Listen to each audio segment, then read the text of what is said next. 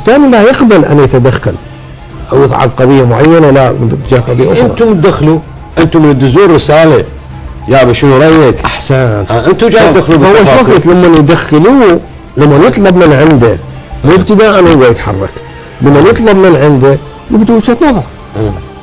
بس قبل وجهة النظر يعني احنا سمعنا من خطباء الجمعة الممثلين للمرجعية يعني كلمة المجرب لا يجرب، التغيير، يعني إشارات واضحة كانت. شنو يعني شو يفهم الإنسان البسيط من المرجعية تقول التغيير؟ المرجعية الدينية مثل أي زعامة سياسية.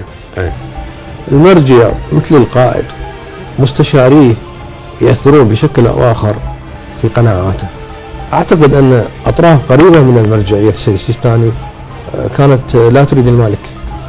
أطراف قريبة من مرجعية السيد السيستاني حول المرجع السيستاني ما كانت تريد المالك، وساهمت إلى حد كبير في دفع حزب الدعوة أن يكتب هذه الرسالة. الأطراف ساهمت؟ كتبوا لنا رسالة حتى نجاوبكم؟ أنا قناعتي هذه، ما عندي قناعتي أن هذه الأطراف كانت يمتلك هذه الصلاحية ويتحدث باسم مكتب السيستاني. لا ماكو، أول ما يتحدث بشكل رسمي هو ولا يطلع للعلن، لكن لديه وسائل كثيرة لأن يخلق جو. هذا الجو من شأنه أن يخلق مقدمات موقف.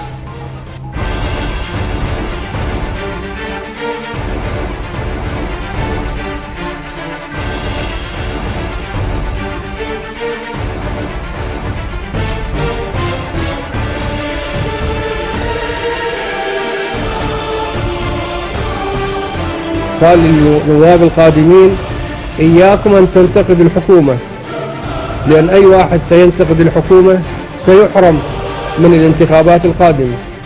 وأنا أعتقد الدستور أعطانا حصانة لما نعبر عنه من تصريحات. لماذا؟ لأنه يدرك أن دور الرقابة الذي يمكن أو الذي يجب أن يقوم فيه النواب يجب أن يكون في فضاء مفتوح وحر، لا تسلط عليه أدوات القمع ولا تسلط عليه الرقابة التي تكتم الأنفاس أو تكتم الأفواه.